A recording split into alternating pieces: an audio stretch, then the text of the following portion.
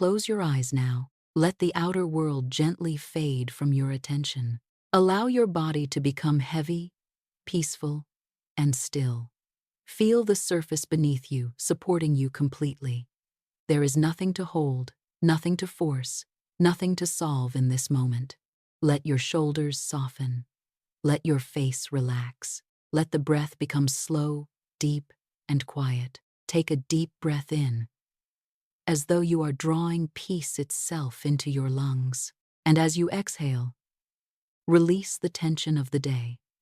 Release every anxious thought. Release every unfinished conversation, every worry about tomorrow, every memory that has been asking too much of your attention. For this moment, you are safe in the presence of divine order. Now imagine, just for a moment, what it would feel like to awaken tomorrow morning with a new clarity in your mind.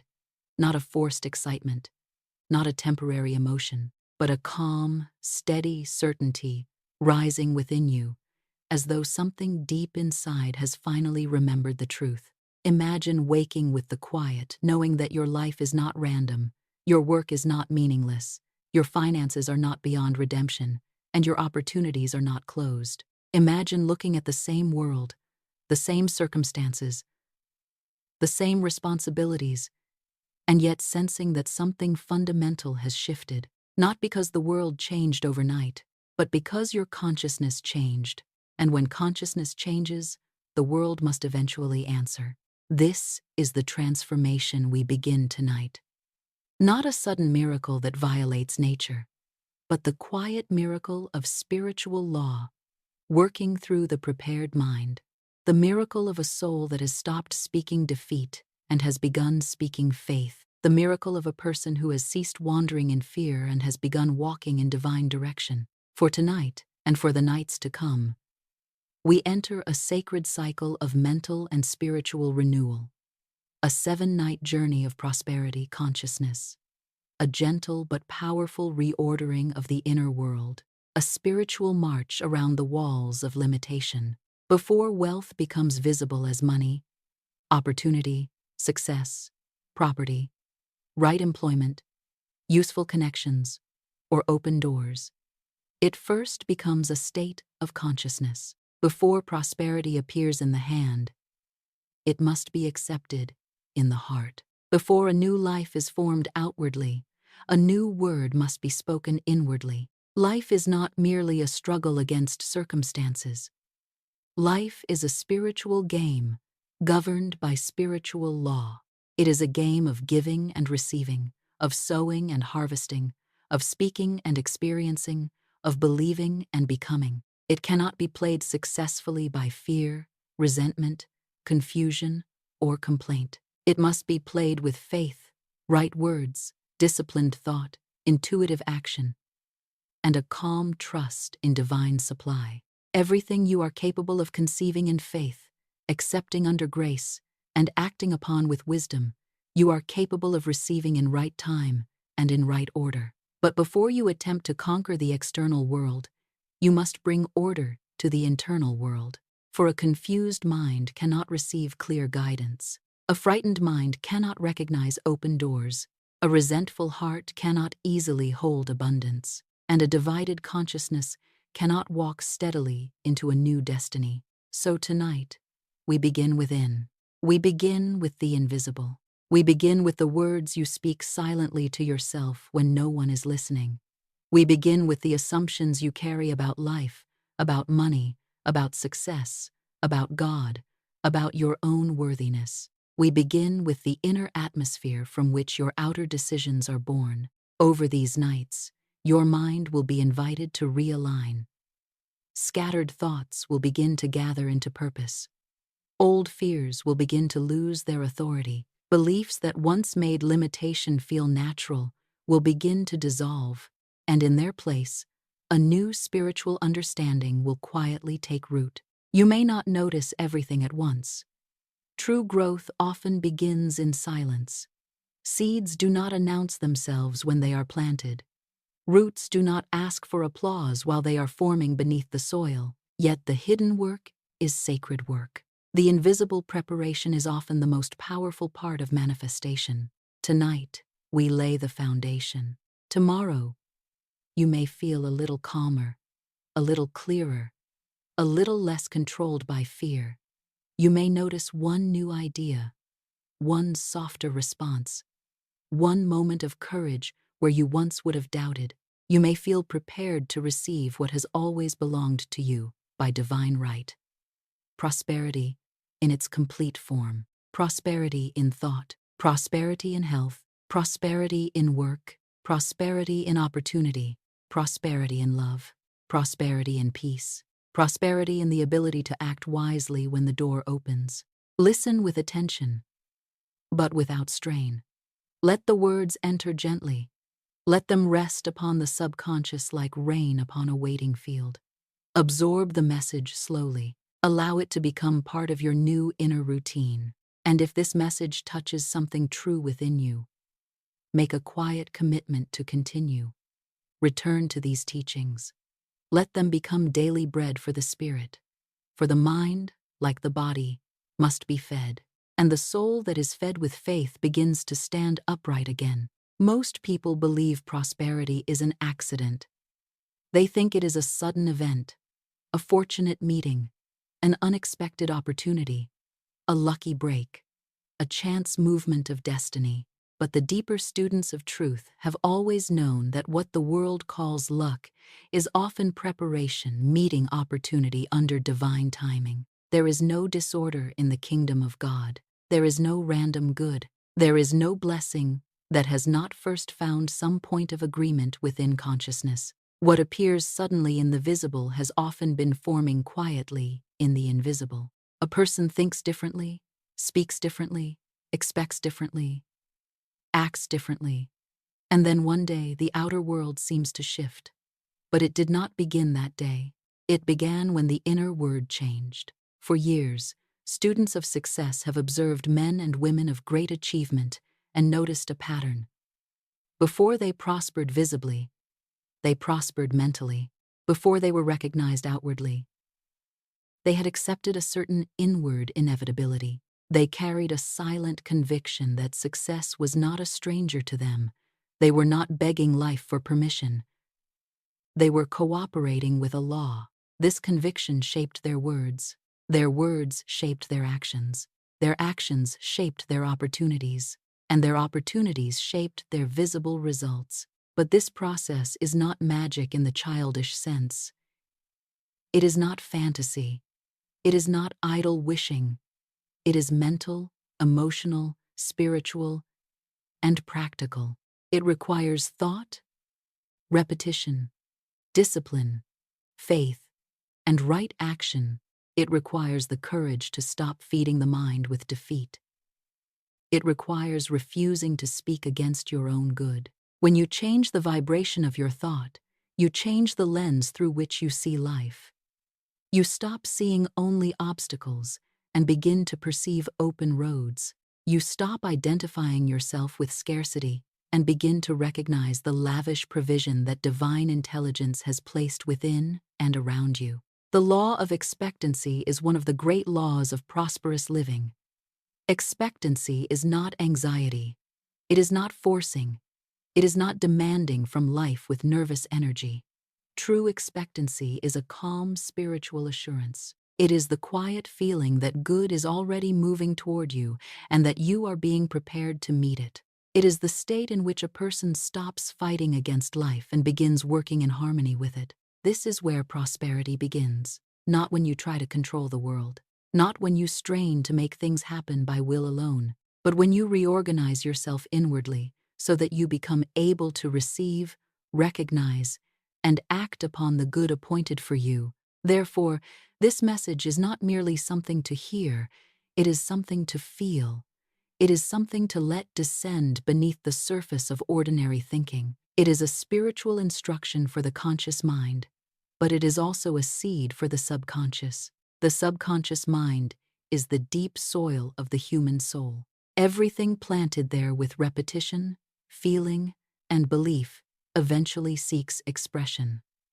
The question is not whether you are planting. You are always planting. Every word is a seed. Every fear repeated is a seed. Every complaint entertained is a seed. Every prayer spoken in faith is a seed. Every affirmation accepted as true is a seed. So the question is, what have you been planting daily?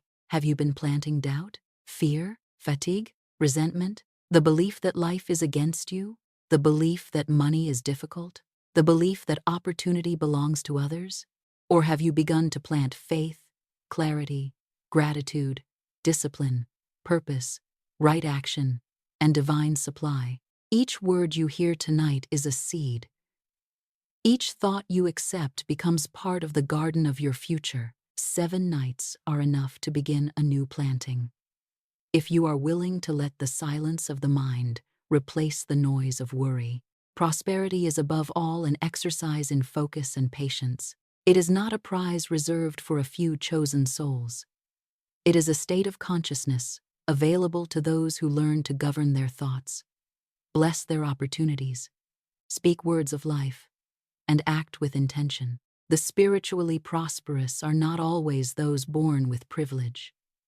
Many began with ordinary circumstances, uncertainty, or difficulty, but they cultivated something deeper than advantage. They cultivated a disciplined mind. They trained themselves to look for what they desired and to turn away from what distracted, discouraged, or weakened them. The human mind is like a radio receiver.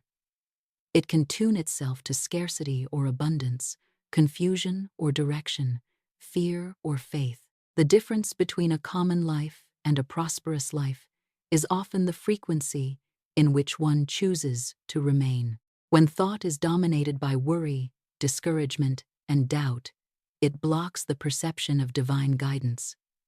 Guidance may be present, but the mind is too noisy to hear it. The opportunity may be near, but fear has made the eyes dull. The answer may have already arrived, but complaint has drowned out intuition. But when you train your inner eye to see divine order in all things, reality begins to respond differently. You notice what you once missed. You hear the right suggestion. You recognize the useful connection. You take the step you were previously afraid to take. Prospering is not waiting helplessly for something outside to rescue you. It is an inner construction. It is the clearing of spiritual space so that right ideas can flourish. While many spend their energy complaining, criticizing, envying, or rehearsing old injuries, the truly prosperous observe, learn, bless, and act in silence. They know that the world does not reward fear. It responds to conviction. It responds to coherence. It responds to the person whose thought, word, feeling, and action are moving in the same direction. What the mind conceives with clarity, believes with feeling, and serves with action begins to seek a path into form. But this principle is not a shortcut. It is practical. It speaks of repetition, persistence, emotional education, the training of the heart to cooperate with the purpose of the soul. When you convince yourself that you are supported by divine intelligence, your mind begins to work for you, even while you sleep. This is why listening to a message of faith at night can be more than a habit. It becomes a form of silent training. It gradually reconditions the subconscious. Each word that enters consciousness leaves a trace. Over time, these traces become pathways. Pathways become decisions. Decisions become character. Character becomes destiny. So do not rush the process. Prosperity does not respond to panic. It responds to constancy. Listen calmly. Let the message mature in your mind. Let the ideas rearrange themselves without force. Let each concept awaken within you the memory that you are not a victim of life. You are a conscious participant in the laws that shape your experience. Success is a natural consequence for those who learn to think under divine direction. Most people react to circumstances. The few who truly prosper learn to create new circumstances through the power of thought, word, and right action. This power is born in silence, when the individual decides, I will no longer be held hostage by external conditions. I will speak the word of faith. I will walk in divine order. I will act as one who is guided. While the world sleeps, you may be awakening. Awakening to a new way of perceiving, a new way of speaking, a new way of choosing, a new way of receiving. There is nothing unattainably mystical about this. It is spiritual discipline applied with intelligent faith. Faith that does not wait idly, but prepares. Faith that does not beg, but listens. Faith that does not merely pray and remain still, but prays, receives direction, and acts. True prosperity begins to manifest when clear thought, balanced emotion, spoken faith, and coherent action unite. Then life begins to move in harmony with what you seek. This is not disorder, it is law. The same divine intelligence that guides the stars can guide your work, your decisions, your finances, your relationships, and your next step. The mind requires direction. It was not made to live in neutrality. If you do not lead it, it will be led by circumstances, by fears, by old memories, by the opinions of others, by the voices of those who have not found their own way. A mind without a definite purpose becomes the servant of every passing suggestion. Purpose is the compass of prosperity. Without purpose, energy scatters. With purpose, everything finds meaning. Each morning, life places a choice before you. Act with intention or react by impulse. The prosperous understand that the mind is not merely a mirror of conditions. It is an instrument of creation. They do not wait for the environment to improve in order to think better. They think better in order to help transform the environment. And this is the quiet secret that separates those who remain in the same place from those who advance while others doubt. The discipline of prosperity is not always dramatic. It is made of small actions repeated faithfully. It is waking up and giving thanks before complaining. It is blessing the day before judging it. It is keeping focus when results have not yet appeared. It is replacing comparison with curiosity. It is replacing fear with responsibility. It is replacing careless speech with words that build. Faith is not only a feeling. Faith is a mental habit cultivated with effort, attention, and repetition.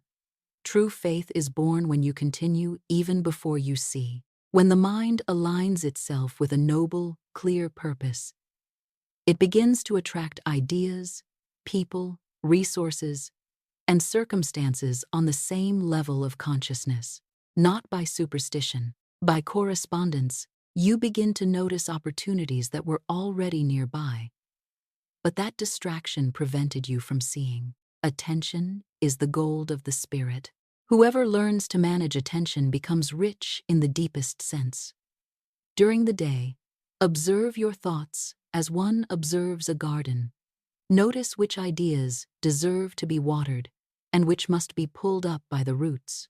Every time you choose to focus on what is useful, constructive, truthful, and possible, and at night, when you listen to words that reinforce this direction, you deepen the pattern. The subconscious records the message and continues the work while the body rests. This is the sacred power of the spoken word. It is an inner education through which the conscious mind plants ideas that later become facts. The human mind is a fertile field. It always produces according to what is cultivated repeatedly. Plant fear and you harvest limitation. Plant faith and purpose and you harvest progress. Plant resentment and you harvest heaviness. Plant gratitude and you harvest expansion. Prospering, then, is not merely earning more. It is keeping the mind awake even while the body rests. It is watching over thought, not with fear, but with wisdom. It is understanding that every decision, every word, every emotion is a seed thrown into the invisible soil of the future. The harvest will come, and it will come according to the quality of what you choose to think, speak, feel, and practice. There is no transformation without responsibility. You are not condemned by the past, but you are responsible for what you continue to entertain in consciousness. No one can take from you the sacred power to decide what you think, and it is in this power that freedom begins. Freedom to create a new story, freedom to break old patterns, freedom to raise the standard of what you accept as normal, freedom to speak a new word over your life. Prosperity is an elevated standard of thought sustained with patience and practical faith. It is not about waiting passively for a better day. It is about becoming the kind of person who is ready when the better day arrives. When thought slows down and inner noise is quieted, something profound begins to happen.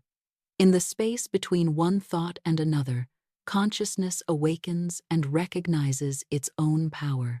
The mind is like a transmitter. When agitated, it transmits confusion. When calm, it transmits direction. That is why silence is not empty. Silence is the chamber where divine ideas are born. During this night, and the nights that follow, allow yourself to listen and feel. Do not strain to understand every sentence intellectually. Let the sound mix with the rhythm of your breath. Let the teaching pass through the surface of the mind and reach the soul. For it is in the deep waters of the mind that true change occurs. Not on the agitated surface of daily thought, but in the silent depths where beliefs are formed. Prosperity is not imposed, it is invited, and the invitation is made through inner peace. You do not need to run frantically after what is already moving toward you in divine order. You need to become still enough to recognize it, prepared enough to receive it. Now we come to the sacred image of Jericho. The walls of Jericho are more than an ancient story. They are a symbol of every limitation that appears immovable, every belief that says, "This cannot change," every fear that says, "You have gone too far," every circumstance that seems to stand between you and the promised land of your own good. The walls may be financial debt, they may be discouragement, they may be inherited fear, they may be the habit of speaking against yourself, they may be old disappointment, repeated failure, or the belief that prosperity belongs to others but not to you. Yet the spiritual lesson is clear. The walls did not fall by frantic effort. They did not fall by panic. They did not fall because the people argued with the stones. They fell after obedience, silence, faith, and divine timing. The children of Israel did not shout on the first day. They did not demand proof on the second. They marched. They obeyed. They circled the walls in faith before the evidence appeared. For 6 days, there was silence. On the 7th, there was sound, and the wall that had seemed permanent collapsed. This is the secret of the 7-night cycle. You are not merely listening, you are marching. Each night is a sacred circuit around the walls of limitation. Each word of faith is a step. Each breath of trust is a step. Each refusal to return to old fear is a step. Each declaration of divine order is a step. The walls of lack do not always fall with the first affirmation. The walls of fear do not always disappear after one prayer. The old subconscious patterns may have been built over many years, but when you continue to walk in faith, when you continue to speak the true word, when you continue to hold the inner image of divine supply, the vibration builds, and at the appointed moment, the wall falls. Sometimes it falls as a new idea, sometimes as a sudden opportunity, sometimes as an inner release, sometimes as the courage to do what you had postponed, sometimes as a door that opens where you thought there was only stone. The fall of the wall is not always noisy. Sometimes the greatest miracle is a quiet change in your own consciousness. You suddenly no longer believe the limitation. You no longer obey the fear. You no longer identify with the problem, and the thing that once seemed to imprison you loses its power. Most people ask for wealth while living mentally in poverty. They pray for increase while rehearsing lack. They want prosperous results, but they feed scarcity through comparison, complaint, and anxious speech. They desire a new harvest, while planting the same old seeds. The subconscious mind does not argue with what you repeatedly give it. It accepts patterns. It receives impressions. It responds to what is spoken with feeling and repeated with conviction. It does not ask whether the thought is helpful. It simply begins to organize your perception and behavior around the command it has received. That is why the words, "I cannot," "I never have enough," "nothing works for me," and "I am always struggling," are not harmless. They are instructions. They are spiritual and psychological orders issued into the deep mind. Tonight, we begin issuing new orders, not frantic orders, not fearful demands, but calm declarations of truth. Say inwardly, "I am guided by divine intelligence. My words are filled with power and peace. Divine order now governs every part of my life. I speak only the word of faith, abundance, action. The way is made clear before me. Let these words settle. Let them become familiar. Let them replace the old language of limitation." When you sincerely begin to believe that you are already in the process of prospering, the entire structure of your mind begins to cooperate with that belief. You become more creative. You become more attentive. You become more disciplined. You recognize resources. You ask better questions. You stop wasting energy on what does not belong to your path. It is like aligning a compass. The needle may have always pointed north, but now you are finally willing to walk in the same direction. With each breath, remember, to prosper is not merely to accumulate. It is to expand. It is to grow in wisdom, usefulness, character, peace, and capacity.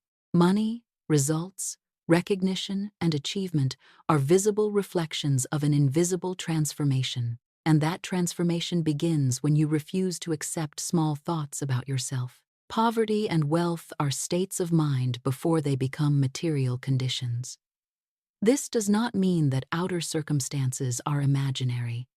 It means that the way through them begins in consciousness. The inner state determines what you notice, what you attempt, what you tolerate, what you speak, and how long you persist.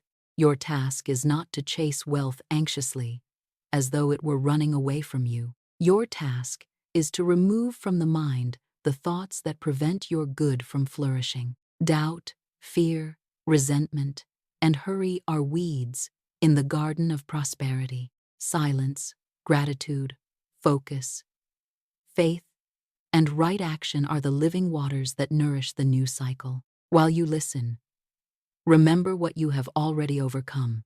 Think of the difficult seasons that seemed final, but were not final. Think of the doors that closed and later revealed protection. Think of the times you did not know how you would continue, yet strength appeared.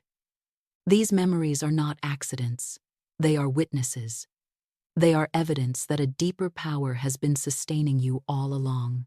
The same divine power that carried you through the past can guide you into prosperity now. This is not about pretending something is real when it is not. It is about recognizing what has always been present but perhaps asleep within you. Courage, intuition, resilience, creative power, and spiritual authority. Prosperity does not come merely from the outside. It awakens from the inside the moment you realize you are not an exile from good. You are not outside divine supply. You are not forgotten by the law of abundance. You are an expression of divine life. And divine life does not create lack as your destiny. As this consciousness strengthens, fear loses space. What seemed impossible begins to seem possible. What seemed distant begins to draw nearer. What seemed closed begins to reveal another entrance. This is not coincidence.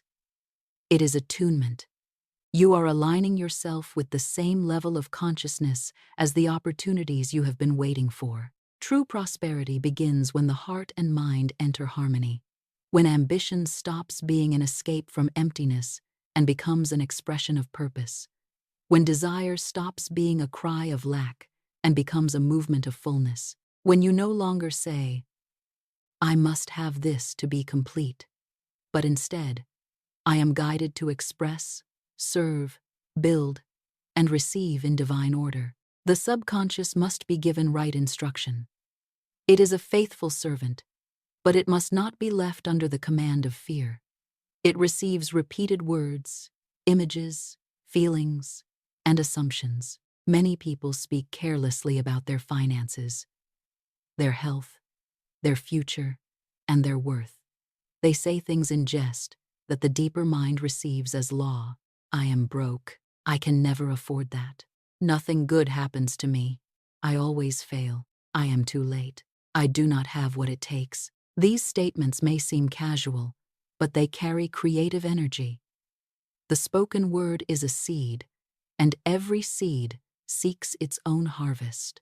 Tonight, begin canceling the old commands. Cancel the language of struggle. Cancel the inner agreement with lack. Cancel the habit of expecting disappointment. Cancel the belief that your good must come through anxiety, and replace it with the truth of grace. Grace means that good can come in ways you did not calculate. Grace means that divine wisdom can open paths beyond human planning. Grace means that the highest good is not earned by torment, but received through faith, readiness, and right action. Say quietly, I now release every word of fear I have spoken over my life. I bless my past and let it go. I accept divine supply in right ways and under grace. My good comes to me in peace. My mind is trained for faith, wisdom, and prosperity. Perhaps you do not yet perceive the change, but while you listen, something within is adjusting. The mind is learning to rest without giving up, to believe without forcing, to act without anxiety. This is the point where true prosperity begins to manifest. You do not need to have every answer tonight. You need only to remain faithful to the direction. Progress is often invisible before it becomes visible. A seed germinates in darkness before it breaks the soil. A child grows unseen before birth. A new life forms quietly before it can be recognized by others. Do not doubt what is growing simply because it has not yet bloomed. No conscious effort is wasted. No word of faith is lost. No true prayer disappears. No disciplined thought fails to leave an imprint. Each night, you choose to nourish the mind with elevated ideas.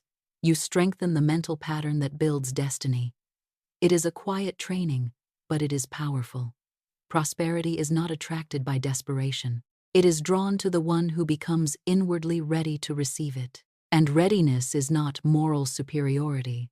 It is mental posture.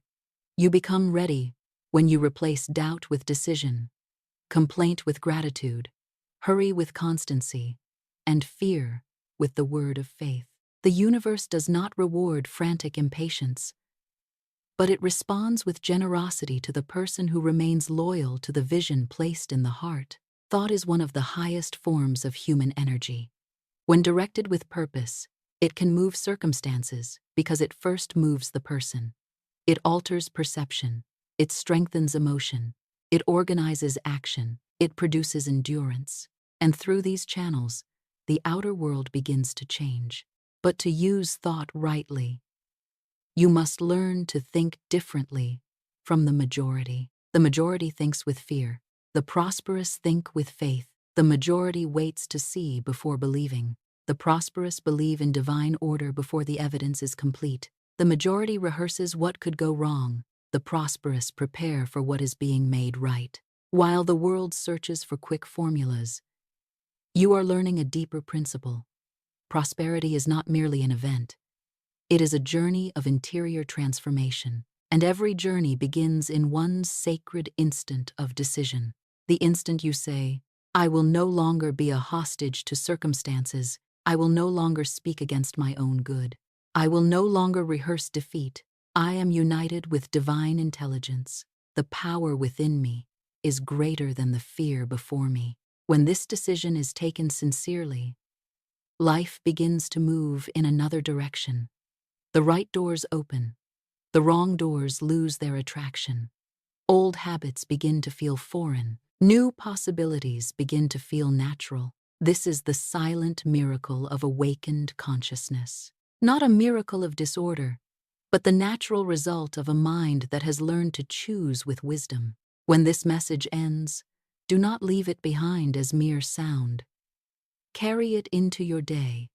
Let the words echo gently in the silence of your mind whenever fear tries to return. Let them remind you that you were born to create, not merely to survive. The difference between those who continue and those who give up is not always talent. It is not always circumstance. Often it is the ability to keep alive the inner image of the desired good, even while appearances seem to contradict it. Temporary failure is often a test of consistency. Delay is often preparation. Silence is often formation. The closed door is often redirection. Persistence is the price of conquest. But persistence must be peaceful. You are not called to exhaust yourself. You are called to remain faithful. Every time you decide to continue, you prove to your own mind that your word has weight. And when your mind learns to trust your word, self-confidence is born. Then, life begins to align the pieces. A person appears, an idea lights up, a resource is remembered, a conversation opens, an opportunity arises, not by luck, but by correspondence. You begin to vibrate in harmony with what you seek. Prosperity is a natural response to a disciplined mind, a grateful heart, and a will that does not extinguish. It is not merely a prize. It is the echo of consciousness. It arrives when the individual understands that what they seek is already available in divine mind, awaiting the moment they become capable of receiving and expressing it. While many search for shortcuts, you have chosen the path of consciousness. You have chosen to learn, to grow, to speak rightly, to practice patience, and to walk steadily. This places you among those who understand the law of supply. Now breathe deeply and notice the silence within you. This is where everything begins. From this silence come ideas, decisions, courage, and change. There can be no lasting prosperity outside a mind that has learned peace, because it is in calmness that intuition is heard. And through intuition, the next step is revealed. Throughout the coming days, remember, you do not need to run. You need to continue. The right time comes to those who remain in motion without losing faith. Victory belongs to the one who can remain loyal to purpose longer than fear can remain loud. If you listen to this message frequently, allowing the words to become part of your way of thinking, you will notice that the mind changes. And when the mind changes, everything begins to change. So before you close your eyes fully to the world of dreams, make a silent commitment to yourself. Starting today, no small thought will define who I am. No doubt will decide my path. No difficulty will steal my focus. I continue in faith. I walk in divine order. My way is made clear. Prosperity is not a destination far away. It is a posture before life. It is the way you think, speak, choose, give, receive, and act. Each night that you return to this truth, a new layer of resistance dissolves. Prosperity is built through small daily mental decisions. Every idea you accept as true begins to shape your perception. Perception shapes behavior. Behavior shapes results. This is why you must watch what occupies the sacred space of the mind. Most people think about problems, repeat worries, relive offenses, and multiply fear. Without realizing it, they feed the very energy they wish to escape. But the prosperous mind does the opposite. It trains the eye to see what works. It learns from what fails. It keeps its focus on what can be built. Every adversity carries within it the seed of benefit, if the mind is awake enough to find it. Nothing is wasted when wisdom is extracted. Nothing is merely punishment when purpose is understood. Every obstacle can become a stepping stone when approached with faith and intelligence. Prospering is choosing a higher narrative for the same facts. It is looking at lack and seeing possibility. looking at delay and seeing preparation, looking at error and seeing instruction, looking at uncertainty and saying, divine intelligence knows the way. The difference between those who grow and those who repeat the same cycles lies in interpretation. The outer event may be the same, but the inner meaning changes everything. One person sees defeat, another sees training. One sees rejection, another sees redirection. One sees loss, another sees clearing. This is learned by repetition, by feeding the mind with elevated words, by withdrawing attention from content, conversations, and influences that magnify fear and confusion. The mind is moldable, but it tends to return to familiar paths. That is why training must be daily. Listening, reflecting, writing, speaking, acting. These are keys to reconditioning the inner life. Great achievers have practiced this in one form or another. They surrounded themselves with strong ideas. They kept attention on definite goals. They repeated principles until they became part of the subconscious. When you do the same, thought stops being an enemy and becomes an ally. What once required effort becomes natural, and when right thought becomes natural, prosperity ceases to feel distant. It becomes inevitable because you have become inwardly compatible with it. The mind trained for prosperity also learns to protect its own energy. It avoids useless arguments. It steps away from confused environments. It chooses carefully the people with whom it shares its dreams. Do not pour the wine of your vision into cups that cannot hold it. Not every person is prepared to understand what God has placed in your heart. Some will doubt because they are afraid. Some will criticize because they have abandoned their own dreams. Some will advise caution when what you need is faith directed by wisdom. Influence is invisible but constant. Who you listen to helps determine who you become. Therefore, feed yourself with voices that elevate, not voices that drain. Mental energy is precious capital. Every distraction costs something. Every negative thought is a small leak of strength. To prosper, you must learn to conserve what is valuable within yourself. With time, this inner control reflects outward. Decisions become clearer. Emotions become steadier. Opportunities become more visible.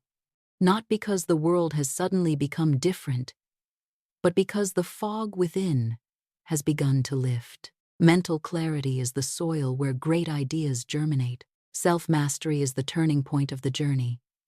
One who does not govern the mind cannot long govern external conditions. The undisciplined mind is like a powerful horse without a rider. It has energy, but it runs in circles. The disciplined mind channels energy and turns impulse into direction. Mastering the mind does not mean repressing emotion. It means understanding emotion before obeying it. It means observing fear without bowing to it. Listening to doubt without allowing it to give orders. Feeling uncertainty without surrendering authority. There is an inner master within you. A higher consciousness that speaks when the noise of the ego grows quiet. When you begin to hear this voice, decisions become less impulsive and more intuitive. You act from a calm center that does not depend on what is happening around you. Self-mastery is the foundation of both emotional and material prosperity. Without it, success becomes unstable. The same impulse that builds can destroy, if not governed by wisdom. This is why many achieve much and lose much. They did not learn to sustain the energy they had conquered.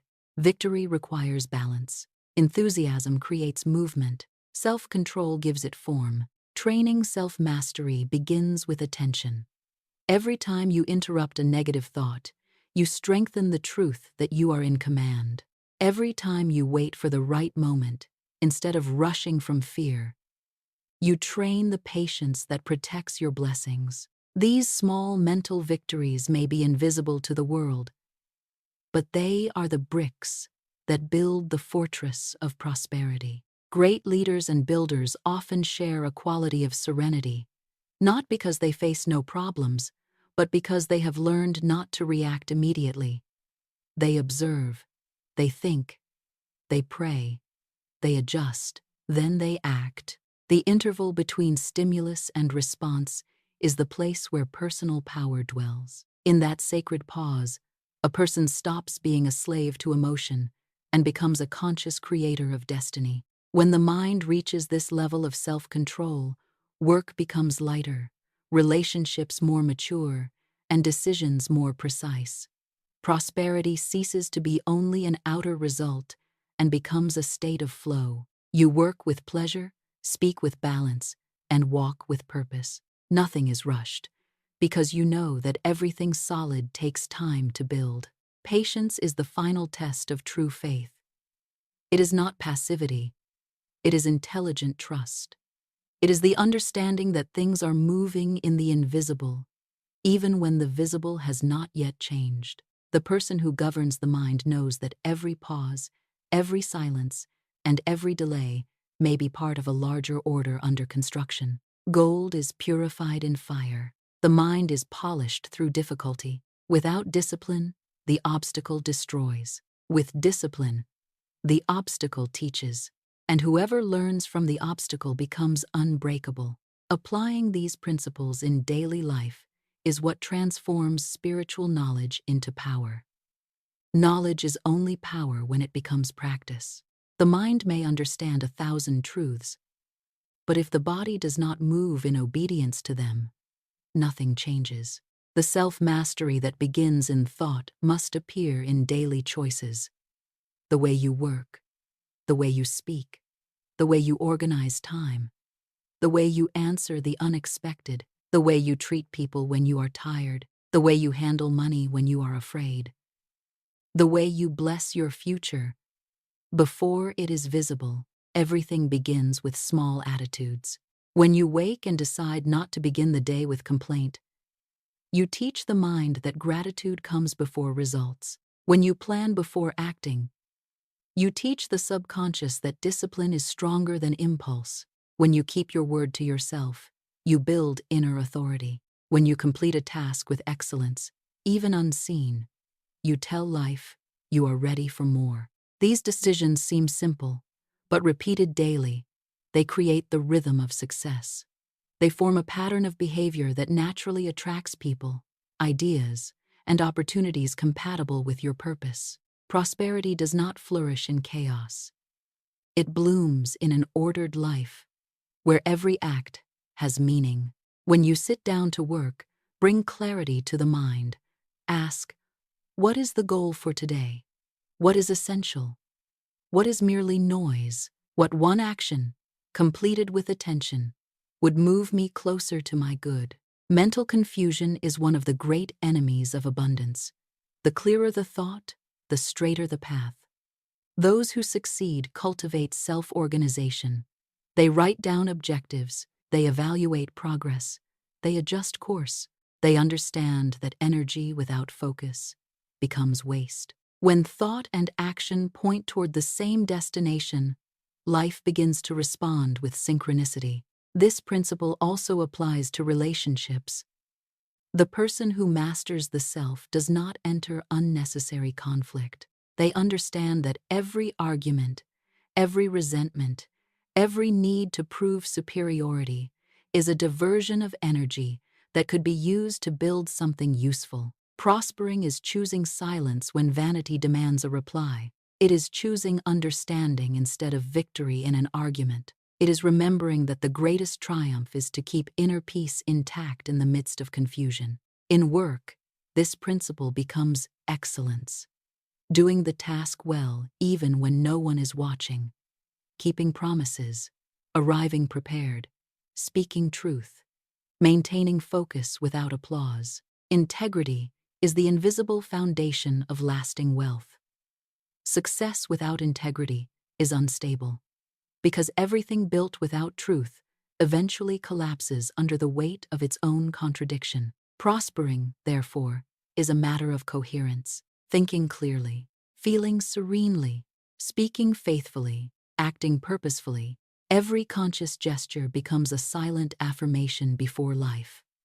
And life, observing this coherence, responds in kind. The right opportunities arise. The right people approach. The path aligns step by step. The daily practice of prosperity is simple, but it requires attention. Reserve a few minutes in the morning to consecrate the day. Speak words of order over your mind. Bless your work. Bless your decisions.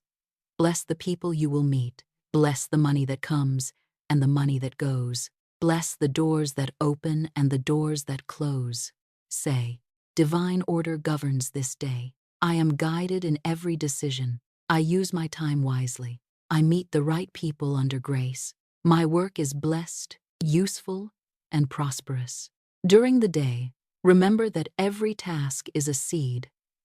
Every conversation is a seed. Every choice is a seed. At night, before sleeping, review what you learned without guilt. Do not condemn yourself. Simply observe, bless, correct, and prepare to rise wiser. It is through this cycle of continuous learning that character strengthens and success becomes natural. Prosperity is the sum of small daily victories. They may not appear in headlines. They may not be applauded, but they accumulate silently until the result becomes visible. Discreet progress builds true greatness. Faith is the invisible force that connects thought to reality. Not blind faith, but intelligent faith. Faith, grounded in the conviction that divine intelligence responds to the directed mind, the obedient heart, and the willing hand. Faith is the inner state that dissolves the impossible. When the mind believes clearly, it acts with power. And action taken with power transforms ideas into results. Intelligent faith does not sit idly waiting for something to happen. It prepares as though the good is already on its way. It is the farmer who prepares the field before the rain, the builder who studies the plan before the contract is signed, the artist who practices before the audience appears, the servant of God who speaks the word before the evidence is complete. This conviction creates a powerful mental field. Doubt paralyzes, faith organizes. Doubt disperses energy. Faith gathers it into one flame. Faith must be cultivated like any other skill. It is formed by repeating coherent thoughts and actions until they become natural. The mind is like a muscle. The more it is exercised in confidence, the less space remains for fear. But true faith must walk with reason. It is not empty optimism. It is conviction supported by preparation, study, discipline, and right action.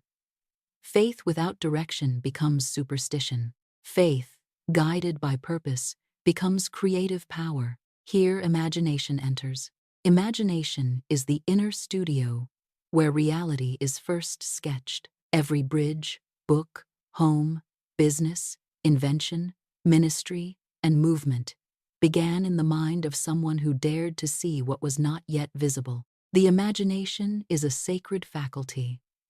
It forms the inner image and holds it steady until outer life begins to answer. Most people use imagination against themselves. They imagine failure, rejection, loss, embarrassment, and defeat. The obedient mind then begins to search for evidence to confirm these images. But the prosperous person reverses the process. They imagine right outcomes. They see themselves acting with clarity. They feel the peace of being guided. They rehearse success inwardly before expressing it outwardly. Then they act in harmony with the image. This is creative faith. For this practice to work, constancy is required. Beliefs do not always change overnight, but just as the body strengthens with repeated exercise, the mind is transformed through repeated right ideas, elevated words, clear visualization, gratitude, and consistent action. The subconscious is the deep intermediary between the visible and the invisible. Whatever is impressed upon it with feeling, belief, and repetition seeks expression in time. But the right time is not the time of anxiety. It is the time of maturity. Hurry is the language of doubt. Patience is the language of faith. Persistence is the proof of belief. The one who believes continues. The one who doubts abandons the seed before the harvest.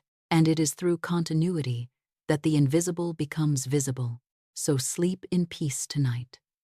Rest as one who has already received the first sign of victory, a changed word, a calmer mind, a stronger faith, and when you wake, wake as one who knows that prosperity has already begun within. Before this message closes, place one declaration upon your heart. I speak the word of faith, and divine order now opens my way. Carry this word into sleep. Carry it into morning. Carry it into your work, your decisions, your finances, and your conversations. And if this teaching has awakened something in you, write this declaration in the comments as an act of faith. I speak the word of faith, and divine order now opens my way. Let your own word become the first stone removed from the wall. Let faith open the path. Let divine intelligence guide the next step. And let prosperity, in right ways and under grace. Persistence is the heart of every lasting conquest. Many people turn back when success is only a few steps away. They stop not because the way is closed, but because the visible evidence has not yet caught up with the invisible work. They plant the seed, water it for a little while, and then abandon the field because they do not yet see the harvest.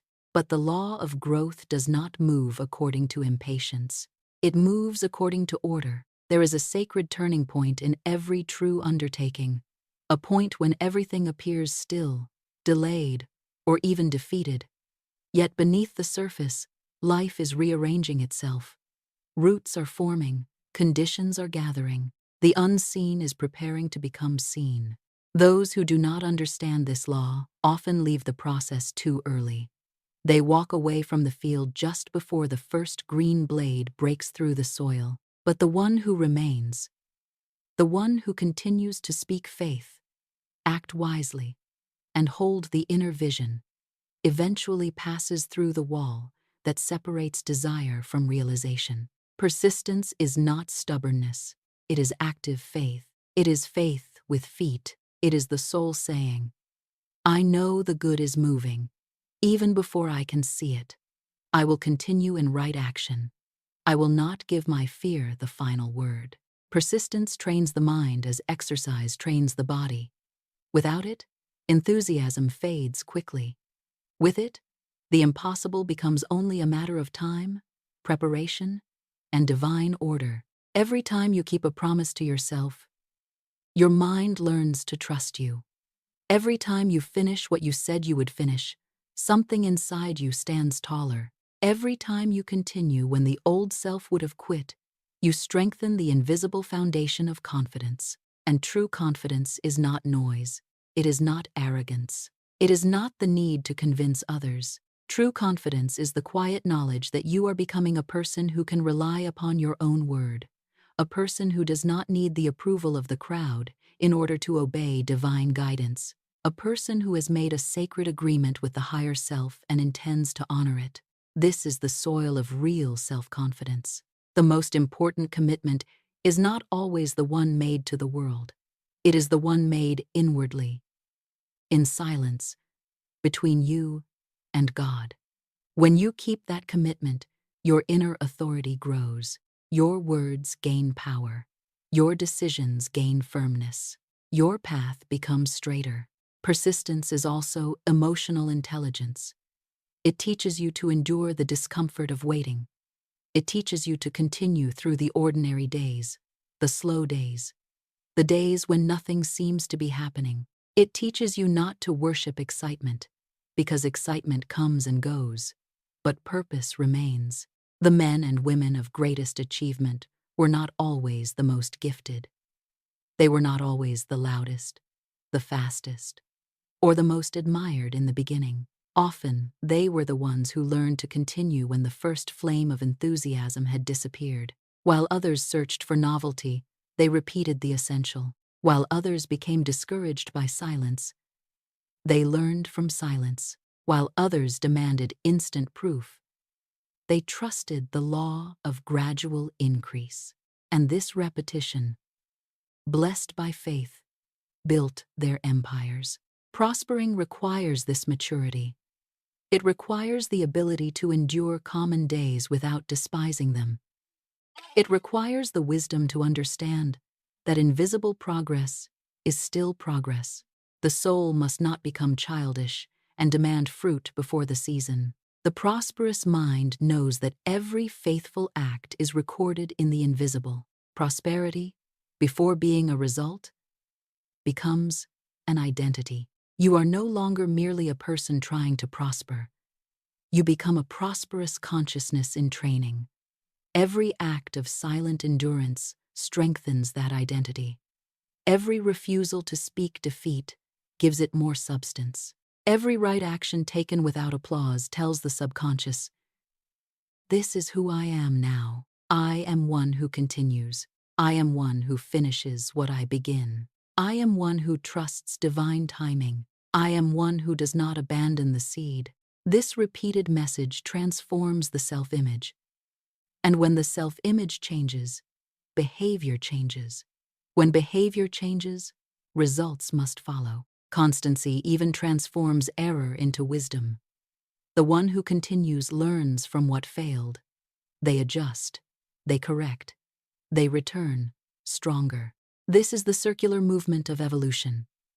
Attempt, correction, understanding, advance.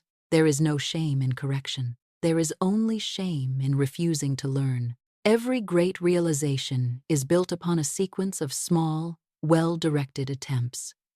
The bridge was not built in a single gesture. The book was not written in a single breath. The business was not formed in a single day. The new consciousness is not established by one affirmation only. It is established by faithful return. Therefore, when you feel the desire to stop, remember, progress is rarely visible at the moment it is happening. Roots grow before the trunk appears. Silence precedes sound. Preparation precedes manifestation. The person who understands this natural order does not despair, because they know that time, when joined with faith and right action, becomes an ally. Persistence also purifies purpose. It reveals whether the desire is a passing mood or a true calling. At every obstacle, the soul is asked, "Do you still want this enough to grow into the person who can receive it?" And it is in that moment that desire becomes determination. What was once a wish becomes a vow. What was once a dream becomes a direction. What was once imagination becomes a sacred assignment. When purpose matures, life begins to respond more precisely. The unnecessary falls away. The right teachers appear. The right lessons repeat until they are learned. The right doors open at the right time. Constancy gives form to the invisible. Repetition impresses the subconscious with the certainty that what is desired is possible, natural, and lawful. Gradually, what was only an idea becomes a visible reality. There is nothing chaotic about this. It is disciplined insistence under divine guidance. Temporary failure is often success wearing a disguise. Whoever understands this does not despair when appearances are unfavorable. They know that every stumble can be instruction, every delay can be protection, and every disappointment can redirect the soul toward a higher good. Time, when allied with perseverance, delivers the result to those who continue in faith. So let this affirmation rest in you. I continue with faith. I continue with peace. I continue under divine order. My good is not delayed. It is being prepared. I am being prepared to receive it wisely. True prosperity is not only what you receive, it is what you become capable of giving. The most fulfilled individuals do not seek only personal gain. They understand that their work, their talent, their wisdom, and their presence are forms of contribution. Material wealth becomes stable when it is joined to usefulness. The world rewards value, and the soul is nourished by service. Purpose is the place where individual gift meets collective need. When you discover this point, work ceases to be merely an obligation.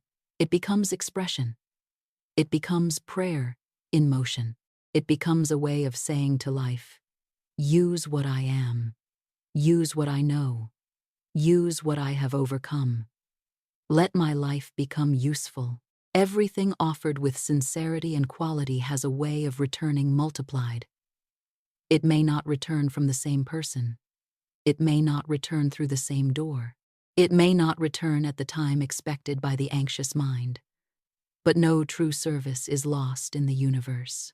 Life keeps perfect accounts. The gesture made with integrity, the help given without applause, the work completed with excellence, the kindness offered in a difficult hour, the patient word, the useful idea, the quiet sacrifice, all of these create invisible credit, and in due time, they return as opportunity, recognition, strength, wisdom, or unexpected supply.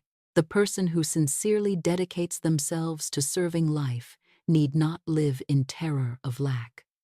Markets may change, people may come and go, circumstances may shift, but one who delivers real value becomes inwardly secure. Because usefulness is a form of spiritual wealth. To serve does not mean to submit. It does not mean to lose oneself. It does not mean to allow others to misuse your energy. To serve means to understand that every useful act is a seed of prosperity. It means placing talent in the service of something greater than vanity. It means knowing that reward comes in proportion to the value released into life. Great leaders are not merely dreamers. They are problem solvers. They see a need and answer it. They find confusion and bring order. They find discouragement and bring strength. They find difficulty and bring intelligence. They become essential because they are useful. This principle applies not only to business and work, but also to relationships. Emotional prosperity begins when one stops asking constantly, "What am I receiving?" and begins asking with wisdom, "What am I bringing? Am I bringing peace? Am I bringing clarity? Am I bringing honesty? Am I bringing courage? Am I bringing encouragement? Am I bringing a higher word?" The one who cultivates the mentality of contribution naturally attracts more aligned relationships because value recognizes value. People of purpose are drawn to people of purpose. Those who live to build are recognized by others who build. Purpose is the force that keeps a human being faithful to the journey. It sustains the spirit on difficult days. It gives meaning to effort when visible results have not yet appeared. Without purpose, the mind disperses. With purpose, think of sunlight. When scattered, it warms. When concentrated through a lens, it can ignite fire. Purpose is that lens. It transforms ordinary energy into creative power. It gives shape to desire. It gives direction to ambition. It gives dignity to work. When you discover your purpose, work begins to carry another vibration. Even simple tasks become meaningful. Even small responsibilities become opportunities to practice excellence. Even obstacles become part of the training. Material prosperity rests securely on this foundation. Money guided only by possession is unstable. Money guided by service becomes a flowing instrument. It comes and goes, yet it is never truly absent, because the source is not the coin itself. The source is consciousness, usefulness, wisdom, and divine supply. Lasting wealth belongs to those who understand the value of the service they provide, and this understanding liberates the mind from hurry, comparison, and guilt. You no longer try merely to appear prosperous. You become useful in such an authentic way that prosperity naturally follows. From this perspective, daily work becomes sacred. Every task is an altar. Every contact is an opportunity to uplift. Every difficulty is a lesson in patience and refinement. The person who lives this way is already prospering, even before the numbers fully show it, because prosperity is first a state of interior maturity. Say inwardly, I am useful in divine ways. My gifts are guided to the right places. I serve with excellence, and life returns good to me in perfect order. I do not chase supply. I become a channel through which supply flows. My work is blessed because it blesses. The greatest power of the human being is the power to think consciously. Many people live under borrowed beliefs. They inherit fear from family, limitation from society, anxiety from the crowd, and discouragement from those who gave up on their own dreams. They accept suggestions without examining them. They let the world tell them what is possible, what is proper, what is too late, what is too difficult, what belongs to them, and what does not. But the awakened person begins to observe. They ask, is this thought true? Is it useful? Is it from fear or from faith? Does it lead me toward life? Or does it bind me to the old pattern? This is the beginning of self-knowledge. Self-knowledge is the ability to realize that you are not every passing thought. You are the witness behind the thought. You are not every emotion that rises. You are the awareness capable of understanding it. You are not the old story. You are the one who can choose a new word. When this understanding matures, life gains another dimension. You stop acting by reflex and begin acting by wisdom. You stop reacting to every outer stimulus and begin creating your response from a stable inner center. There is a divine design within every soul. It is not a distant mystery reserved for saints and prophets. It is the inner pattern of rightness, the spiritual blueprint of your life, always ready to guide the one who becomes quiet enough to listen. The mind is a channel between the visible and invisible. It translates ideas into plans, dreams into action, faith into results. When you understand this, self-knowledge becomes practical. It is not merely contemplation. It is a tool of prosperity. You begin to perceive that every emotion is a signal. Every thought is a choice. Every choice is a seed. Every seed seeks a harvest. External life reflects, in many ways, the garden cultivated within. Spirit and matter are not enemies. They are different expressions of one life. When the mind aligns with elevated principles, action becomes powerful because it is no longer driven by fear. It is moved by purpose. Self-knowledge is not escape from the world. It is clarity in the midst of the world. It is knowing what to accept and what to refuse. It is knowing when to speak and when to be silent. It is knowing when to wait and when to move. It is knowing the difference between fear and intuition. It is knowing the difference between delay and denial. It is knowing the difference between a closed door and a door that has not yet opened. The person who knows themselves cannot be permanently enslaved by circumstances. They may lose money temporarily. They may lose comfort. They may lose position, but they do not lose the inner axis. Because their value is not built on what they possess. It is built on what they have become. This consciousness brings lightness. You stop measuring progress only by outer results and begin noticing inner transformation. Less fear, more patience, less doubt, more clarity, less noise, more useful silence, less reaction, more right action. Prosperity born from this balance is solid. It does not need to prove itself constantly. It is sustained by the quiet knowledge of who you are in truth. Self-knowledge also reveals the limits of the logical mind. Reason is valuable. It organizes, calculates, compares, and protects. But reason alone cannot open every door. There are moments when imagination, guided by faith, reveals a path the intellect could not see. The rational mind calculates. The intuitive mind creates. The wise person uses both. Reason plans the journey. Intuition indicates the right timing. Faith supplies the courage to move. When self-knowledge matures, fear of the future begins to dissolve. You understand that nothing external can take away what has been built within. Money may come and go, circumstances may change, praise may rise and fall, but the state of prosperity, the consciousness of fullness and direction, remains. Wealth begins in being, and only then manifests in having. And being is strengthened as you know yourself, accept yourself, discipline yourself, and direct yourself. Therefore, self-knowledge is not a luxury for those with time. It is a necessity for those who wish to live with purpose. It prevents a person from following the wrong road with enthusiasm. It reveals when to persist and when to change direction.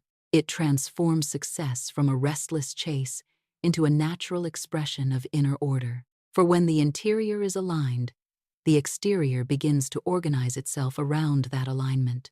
Say quietly, I am not confused. I am guided from within. I know the voice of peace. I know the path of right action. Divine intelligence reveals my next step. There are three great powers in the prosperous mind: reason, faith, and intuition. When these three forces work together, the individual becomes steady, creative, and spiritually strong. Reason brings clarity. Faith brings energy. Intuition brings direction. When one is missing, progress becomes unstable. But when all three move in harmony, a luminous wisdom appears. Reason is the power of order. It separates the essential from the unnecessary. It calculates risks, studies facts, organizes action, and builds structure. Reason is like the architect of a house. It measures, plans, and lays the foundation. But a house built only by measurement may lack soul. That is why reason must walk with intuition. Intuition is the quiet breath of divine guidance. It often appears when the reasoning mind becomes still. It does not shout. It does not argue. It does not rush. It arrives as calm certainty, a gentle knowing, a serene impression that says, "This is the way." Intuition is not nervous impulse. It is not panic. It is not desperation disguised as guidance. True intuition carries peace, even when it asks for courage. It is the compass that points the way when the data is incomplete. It is the whisper that says, "Wait," or "Move now," or "Call this person," or "Do not enter that agreement," or "Prepare, something is opening." The best ideas often arrive when one learns to trust silence. Silence is not empty.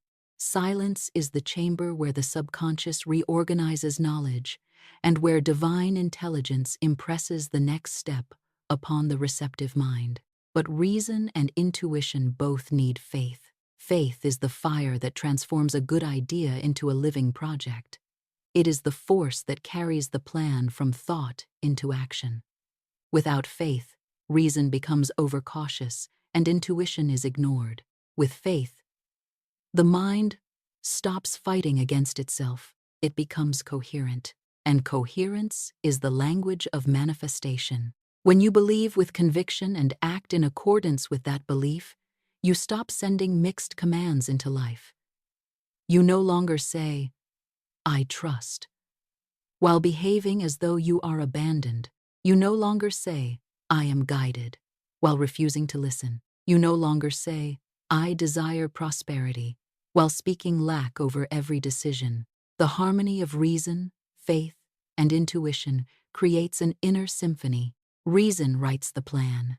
Faith keeps the rhythm. Intuition conducts the melody. The person who learns to listen to all three discovers that life becomes less of a struggle and more of a guided movement. They do not force every door. They follow the one that opens under grace. They do not abandon discernment. They do not worship emotion.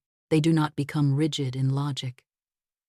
They walk in balance. In practice, this means using the day wisely and surrendering the night peacefully. During the day, use reason, plan, organize, study. Decide what must be done. Take practical steps. Keep promises.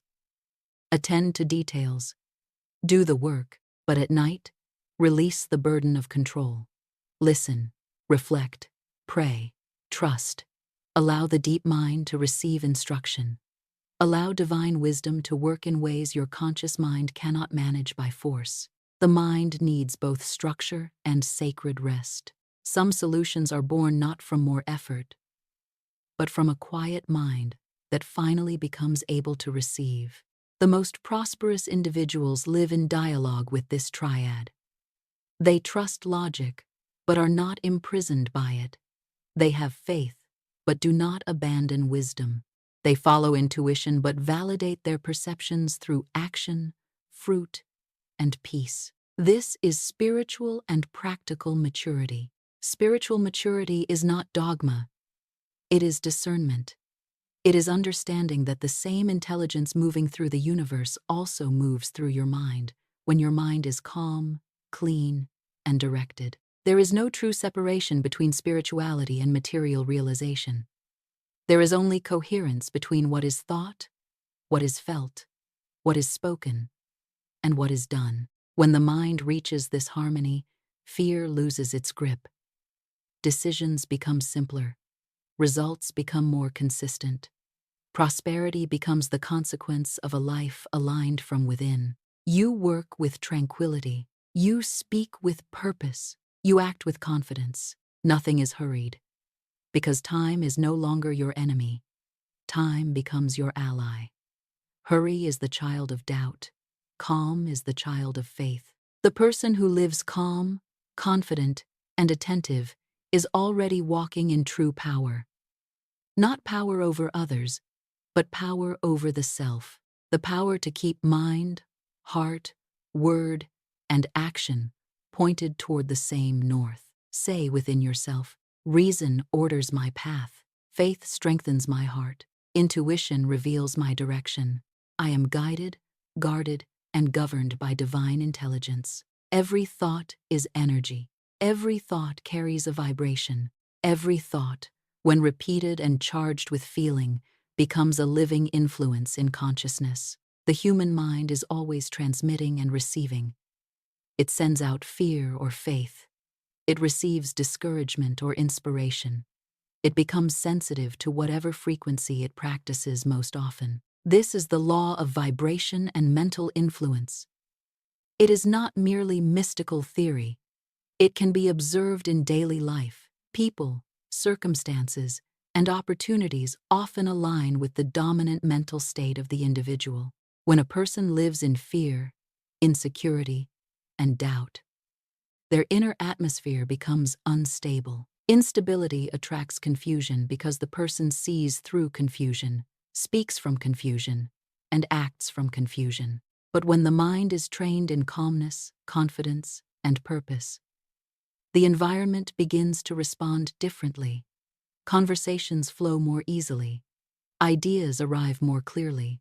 Difficult events are no longer seen only as threats, but as adjustments, lessons, or redirections.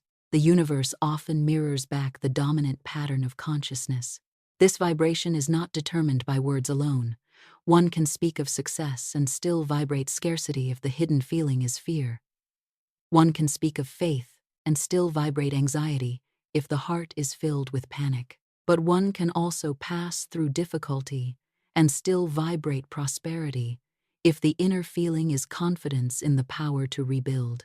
Vibration is carried by emotion. Emotion gives force to thought.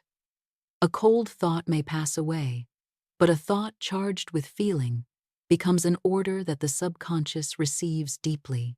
Therefore, the first work of one who wishes to prosper is learning to choose the inner state. This does not mean denying facts. It means refusing to let facts dictate your spiritual identity. You may see a bill and still say, divine supply is active.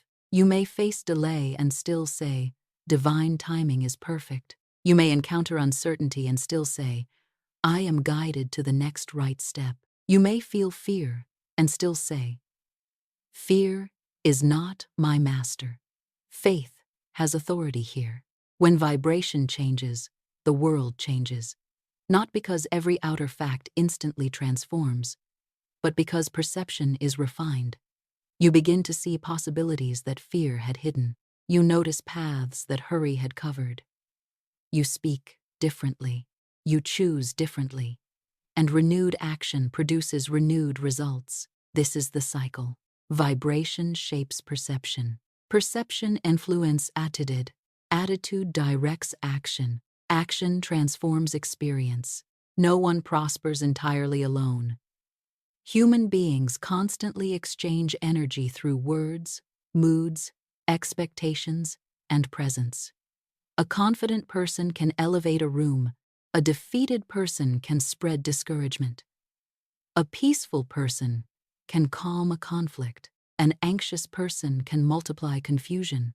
Therefore, the mental environment you frequent is as important as the actions you take. Surround yourself with people who think with purpose.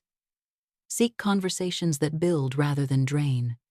Choose voices that remind you of your strength. Read what raises consciousness. Listen to what returns you to faith. This does not mean rejecting people without compassion. It means protecting the sacred atmosphere in which your future is forming. The mind must be guarded as one guards a treasure. Filtering conversations, content, and influences is not arrogance. It is mental hygiene.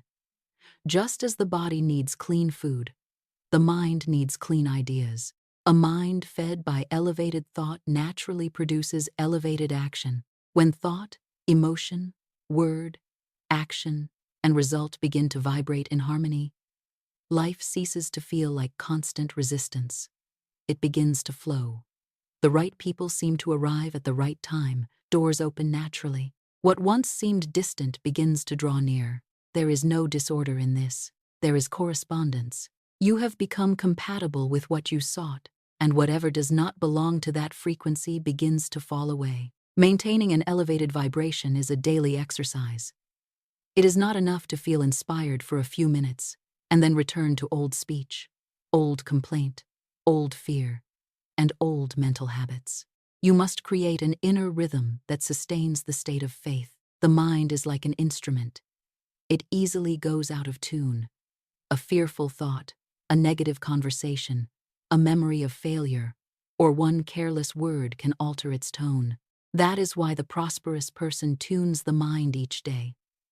As a musician tunes an instrument before a concert, begin the morning with direction, not shallow repetition, but conscious command.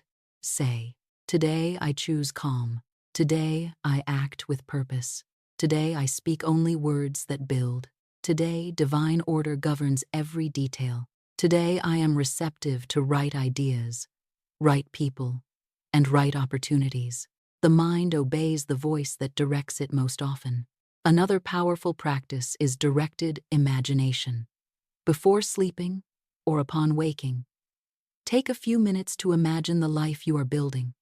See yourself acting with clarity. See yourself receiving guidance. See yourself speaking with confidence. See the door opening. Feel the peace of right timing. The subconscious does not respond only to logic. It responds to repeated images charged with feeling. Visualization trains the mind to recognize as natural what is already moving toward manifestation. But perhaps the most powerful habit is self-observation. During the day, pause and ask, what am I thinking now? Does this thought strengthen me or weaken me? Is this word opening the way or closing it? Am I speaking from faith or fear? This pause changes everything. It interrupts automatic negativity and returns command to consciousness. In that instant, you become like a captain reading the wind and adjusting the sails. You do not fight circumstances blindly. You adjust while keeping the course. This self-control creates emotional stability. And stability is the foundation of prosperity. To sustain the right vibration, the body also must be cared for. The physical state influences the mental state. A weary, neglected, overstimulated body makes the mind vulnerable. Vital energy is the fuel of creative thought. Sleep, nourishing food, breathing space, silence, movement, and contact with nature are spiritual practices when performed with consciousness. They clear the inner atmosphere and restore power. Gratitude also strengthens vibration. Not gratitude as a polite word, but gratitude as recognition that something greater is sustaining you. Gratitude shifts the mind from lack to fullness. It teaches the subconscious to notice what is present instead of worshiping what is absent. Gratitude is one of the nearest vibrations to prosperity. Finally, speak constructively. The word has weight. When you complain, criticize, and predict defeat, you weaken your own field. But when you bless, encourage, praise, and declare possibility, your voice becomes an instrument of alignment. Every word is a seed. The wise person sows only what they are willing to harvest. Conscious thoughts generate elevated emotions. Elevated emotions inspire productive actions. Productive actions strengthen self-confidence. Self-confidence keeps the vibration high. When this cycle becomes established, prosperity is no longer something outside you. It becomes the atmosphere you carry. The human mind never works entirely alone. Even in solitude, a person is connected to a larger field of thought, feeling, and influence. Ideas pass from mind to mind. Enthusiasm spreads, fear spreads, courage spreads, complaint spreads, faith spreads. This invisible network is part of the collective consciousness. Prosperity is contagious, so is mediocrity. Every person you spend time with leaves some impression upon the mind. Every conversation, every attitude, every repeated belief forms part of the mental climate in which your consciousness breathes. If the atmosphere is pure, the mind expands. If the atmosphere is toxic, the mind contracts. Influence is subtle, but powerful. The wise person chooses carefully where they place attention and with whom they share sacred intentions. Great entrepreneurs, spiritual teachers, builders, thinkers, and leaders rarely walked entirely alone. They cultivated circles of tuned minds. Sometimes the circle was small, but it was alive with purpose. People who believed in growth, people who honored discipline, people who spoke possibility, people who strengthened one another's faith. When two or more people gather in harmony around a definite purpose, a greater intelligence often appears among them. One mind awakens an idea in another. One person's courage rekindles another person's faith. One person's clarity dissolves another person's confusion. This is the power of a right circle. It is not only intellectual, it is spiritual and emotional. Harmonious minds multiply energy. They create a current of enthusiasm and direction strong enough to move mountains of inertia. Sharing your goals with people of elevated mentality can strengthen responsibility. It helps you maintain a higher vibration. It creates a silent agreement of mutual growth. But discernment is essential. Not every group uplifts. Some circles drain life. Some feed on gossip, complaint, cynicism, envy, and destructive criticism. These environments are like hidden leaks in the vessel of power. You leave them tired, clouded, and less certain of your path. The right circle returns energy. You leave clearer, you leave steadier, you leave more faithful, you leave remembering who you are. This influence is not limited to physical meetings. It includes the books you read, the channels you follow, the videos you watch, the voices you hear before sleep, the conversations you replay, and the ideas you allow to enter your imagination. Attention is spiritual currency. Where you invest focus, you build reality. The quality of content determines the quality of consciousness. What enters the mind eventually exits through speech, mood, choice, and action. Digital prosperity follows the same spiritual law as physical prosperity. The field must be guarded. When you understand this, you begin to create your mental environment intentionally. You choose what to hear. You choose what to study. You choose what to avoid. You stop letting every voice enter the sanctuary of the mind. Even silence becomes an ally. The mind prospers in order. Mental chaos disappears when excess stimuli are removed. The person who protects attention possesses a rare power, the power to remain centered. And when centered people join with other centered people, their influence becomes social force. When many men and women think with clarity, faith, discipline, and goodwill, the collective atmosphere itself is elevated. Personal prosperity is never only personal. Each awakened mind contributes to the awakening of others. Each act of individual discipline strengthens the field of possibility. Each person who refuses fear and speaks faith becomes a living influence. Your vibration touches more than you imagine. When you live with purpose, serenity, and courage, you create waves that may reach people you never meet.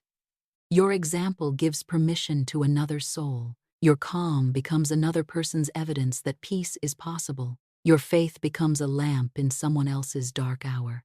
The truly prosperous person is not merely one who accumulates. They radiate. They become a center of faith, a quiet power plant of encouragement, a living reminder that divine order is working. And when abundance reaches the heart, generosity naturally appears. The one who knows supply does not fear sharing. The one who trusts divine source does not cling in panic. The one who has become inwardly rich understands that good multiplies when circulated. This is the point where prosperity becomes legacy. Your life begins to inspire others to become what they are capable of being. Your words open courage. Your actions plant faith. Your presence strengthens the atmosphere. Say now, I choose influences that elevate me. I bless others by my faith, my peace, and my purpose. My prosperity radiates good. I am a channel of courage, wisdom, and divine order. Prosperity is not static accumulation. It is living circulation. Everything in nature moves through giving and receiving. Rivers flow. Air circulates. Trees receive from the earth and give to the atmosphere. The heart receives blood and sends it onward. Life is sustained by movement. Where movement stops, stagnation begins. This is also true of money, ideas, love, wisdom, and opportunity. When a person tries to hold too tightly out of fear, they interrupt the flow. When money is hoarded in terror, when knowledge is withheld through pride, when affection is withheld through resentment, when time is withheld from purpose, the channel narrows. Abundance remains where there is wise circulation. To have, one must learn to release. To receive more, one must become a faithful distributor of good. This does not mean careless giving. It means conscious contribution. It means understanding that supply is not strengthened by fear, but by trust, usefulness, gratitude, and movement. Those who share wisely reinforce in the subconscious the awareness of having. Those who clutch from fear reinforce the belief of lack. This is why some people work intensely and yet do not prosper. Their actions are active, but their inner state is retention. They fear loss. They resent payment. They give reluctantly. They receive with guilt. They speak of money as though it were either an enemy or an idol. But money is an instrument. It is energy in motion. It should be respected, directed, blessed, and used for good. Giving does not mean wasting. Giving does not mean abandoning discernment. Giving does not mean trying to buy approval. Giving means returning to life in useful form, part of the good that life has entrusted to you. This is both a spiritual and practical principle. The person who serves with excellence does not need to beg for place, because value creates return. This is the cycle of prosperity. Give, multiply, receive, share, give again. The form may be simple. Offer sincere advice. Help someone without immediate interest. Complete your work with devotion. Pay gladly for a service well done. Bless the one who prospers instead of envying them. Share knowledge when it can strengthen another. Speak encouragement where fear has been ruling. Every conscious act of generosity tells the subconscious, I live in supply. I have something to give. Good flows through me, and as this belief deepens, life finds ways to confirm it. This principle is linked with humility. The truly prosperous person knows that nothing belongs to them permanently. They are stewards, temporary administrators of resources, talents, opportunities, and time. When you understand stewardship, fear begins to lose power. You stop asking, "How can I keep everything?" and begin asking, "How can I use what is in my hands wisely?" This changes the relationship with money. Money is no longer a tyrant. It is no longer a savior. It is no longer a symbol of fear. It becomes a means to create, serve, build, heal, support, beautify, and improve. Money respected and used with purpose tends to return multiplied because it has entered the law of right circulation. Money feared becomes heavy. Money worshipped becomes dangerous. Money blessed and directed becomes a servant of good. But giving and receiving are not limited to the material world. If you desire recognition, recognize others. If you seek understanding, offer listening. If you long for love, begin loving with sincerity. If you want encouragement, become an encourager. The universe responds to likeness, not neediness. One who becomes a source of what they seek often attracts the same in return. Many have lost fortunes because prosperity became isolated around ego. When success stops serving, it begins to decay. But when the success of one person improves the lives of others, that success becomes rooted. It becomes legacy. Legacy is the highest stage of prosperity. It is when your existence continues to bear fruit beyond the immediate moment. It is when your life does not merely consume, but contributes. It is when what you build becomes a blessing. Therefore, do not work only for profit. Work for the usefulness you leave in the world. This vision broadens the horizon. You stop measuring gain only in numbers and begin measuring it in impact, transformation, meaning, and peace. At this point, prosperity ceases to be merely a result. It becomes a philosophy of life. Say inwardly, "I give wisely and receive gratefully. Divine supply flows through me in perfect order. I use money with wisdom, love, and purpose. I am a faithful steward of every blessing entrusted to me. What I give in truth returns multiplied under grace." Ambition and inner peace are not enemies. They are companions when rightly understood. Ambition gives direction, movement, and purpose. Inner peace gives balance, clarity, and discernment. When ambition grows without peace, it becomes anxiety. When peace exists without ambition, it may become stagnation. But when the two are united, the soul moves forward with power and serenity. The truly prosperous person learns to hold both. Many believe that the pursuit of success requires constant tension, as though one must live under pressure to produce results. But tension eventually destroys clarity. It corrodes joy. It makes achievement taste empty. A tired mind may conquer much, but enjoy little. The goal is not merely to accumulate goods. The goal is to live in a state of inner harmony, where success does not cost the soul its peace. Inner peace is born of self-mastery. It is the certainty that, whatever the outer scene may be, you can remain anchored. It is not passivity. It is silent strength.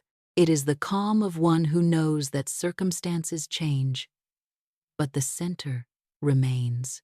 The person who knows themselves and trusts divine guidance can walk in peace even through uncertain weather. They do not deny the storm. They simply refuse to become the storm. This serenity is one of the true luxuries of the prosperous mind. Ambition, rightly understood, is sacred fire. It is the natural desire of life to expand, create, learn, improve, and bless. It becomes harmful only when it is used to escape emptiness. When a person seeks success to prove worth, they become enslaved by the chase. They forget why they began running. But when ambition is born from the desire to express the best of oneself, it becomes vocation. It becomes service. It becomes a form of worship. Balancing ambition and peace is an art. It means working with intensity and resting with consciousness. It means knowing when to advance and when to be still. It means planning the future without despising the present. It means desiring more while remaining grateful for what already is. The balanced mind is more productive than the exhausted mind. The wise person alternates focused action with reflection. They understand that silence is not wasted time. Silence renews power. Rest does not oppose success. Rest refines success. Inner peace does not weaken ambition. It purifies it. The common ambitious person runs after everything. The serene ambitious person chooses only what is aligned. They do not waste energy trying to prove their worth, because they have already accepted it inwardly. They become selective, and this selectivity makes them powerful. Tranquility is a sign of real strength. Whoever must constantly shout has not yet mastered their force. Whoever constantly panics has not yet trusted their path. The truly prosperous person often speaks less, observes more, and acts with precision. Their peace is not laziness, it is command. They know time works in favor of the one who remains faithful to truth. They know nothing can ultimately prevent the growth of one who continues in alignment with divine order. Living in this balance is living wisely. Work with devotion, but do not lose your soul to work. Plan for increase, but do not postpone gratitude. Desire expansion, but do not allow desire to become torment. This is progressive satisfaction. The ability to grow without becoming enslaved by wanting. You continue evolving, but you evolve in peace. This is one of the highest forms of prosperity. External success reflecting internal order. At this point, the person understands that true power is not controlling the world. True power is governing the interior before the world. Ambition moves them. Peace sustains them. And when these two forces unite, progress ceases to be a frantic race. It becomes a conscious, dignified, and serene walk. Say softly, I move forward in peace. I desire what is right for me under grace. My ambition is guided by divine purpose. My peace is stronger than pressure. I succeed without losing my soul. Success is a state of consciousness before it is a collection of possessions. Material realization is the shadow cast by an organized mind. It is the outward reflection of an inward formation. Therefore, the final aim is not merely to get rich, but to evolve into the kind of person through whom prosperity can safely, wisely, and generously flow. Money, recognition, influence, and opportunity are not wrong. They are instruments. They can bless, build, heal, and open ways, but they become unstable when they are separated from character. They become burdensome when they are pursued without purpose. They become dangerous when they are worshipped as the source instead of used as a channel. The true source is always within divine law. The visible supply is only one of its forms. Many confuse power with control. They believe power means forcing people, dominating circumstances, winning every contest, and proving superiority. But true power is quieter than that. True power is silent influence. It is the ability to inspire without pressure, to lead without tyranny, to guide without fear. This influence is born from an ordered consciousness. A mind at peace has authority. A heart free from envy has authority. A word spoken from faith has authority. A life lived with integrity has authority. When a person reaches this state, they no longer act from the need to prove themselves. They act from conviction. Their presence becomes stabilizing. Others may not know why they feel strengthened near such a person, but they feel it.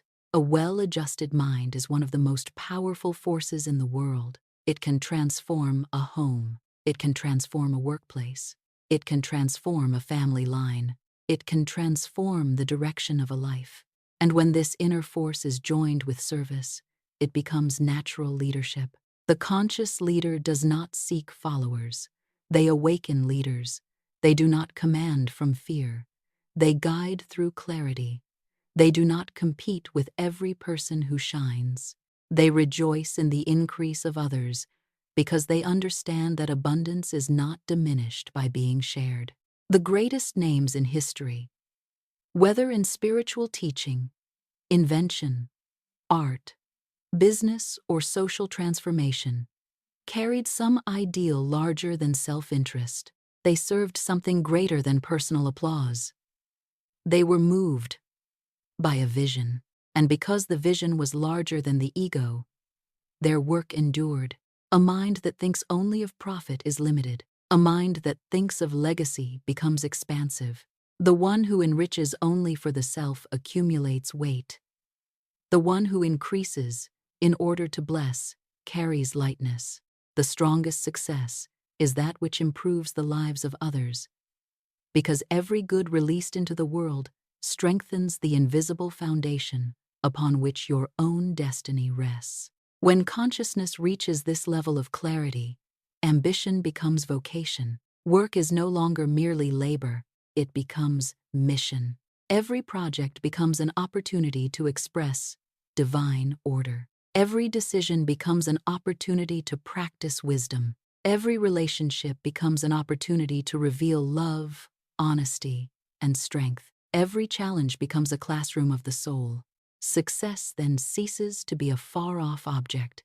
It becomes a way of living. The person who works in harmony with the divine pattern within does not need constant outside motivation. They are moved by inspiration. Motivation is often temporary.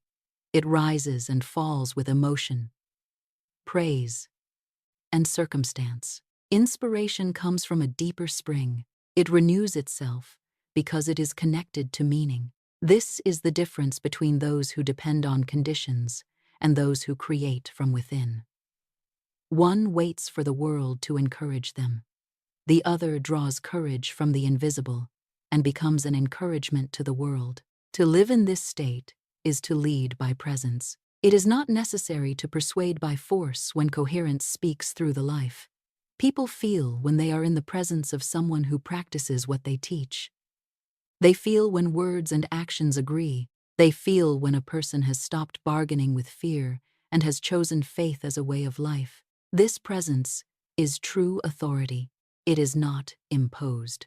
It is recognized, and the more this inner authority grows, the more life places you in positions of influence, not as a prize for vanity, but as a consequence of readiness. The world naturally trusts the one who has learned to trust the divine guidance within. At this point, prosperity becomes mission. You no longer work only to survive. You no longer work only to impress. You no longer work only to gather. You work to fulfill something meaningful with the time entrusted to you on earth. Life rewards the person who works for an ideal greater than the self. Such an ideal protects the soul from pride when success comes, and from despair when delay appears.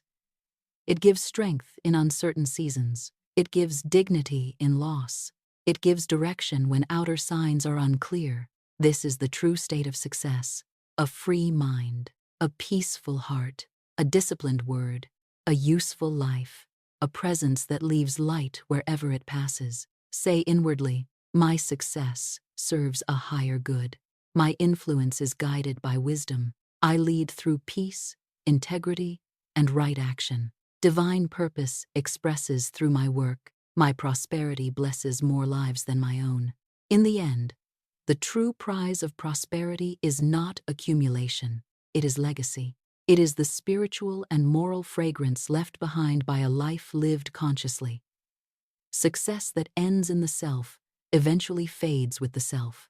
But success that awakens others continues to move long after the visible form has passed. Therefore, the mission of every person who prospers is to transform personal growth into a living example. When an individual overcomes limitation, they begin to radiate a quiet authority.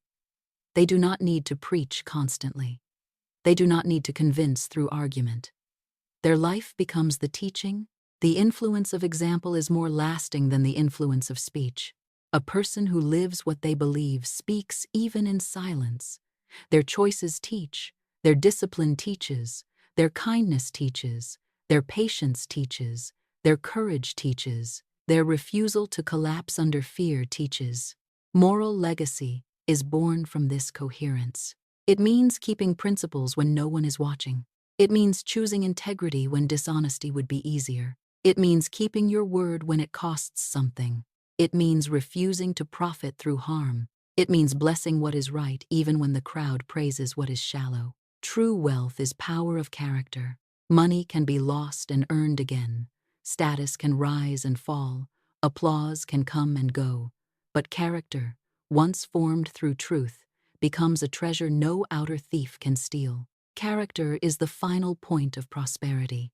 After the mind has been trained, after emotions have been disciplined, after action has been organized, after faith has been strengthened, the soul is still asked one question: will you live with integrity? Because every construction without a moral foundation eventually trembles. Outer success built on inner disorder cannot remain stable. The building may be tall, but if the foundation is false, the storm will reveal it. Integrity is the foundation that keeps the house of life standing. Those who have left deep and luminous marks on the world shared a spiritual understanding of success. They knew that life is an opportunity to serve, to learn, to refine, and to evolve. They understood that money, power, and influence are not final goals. They are tools.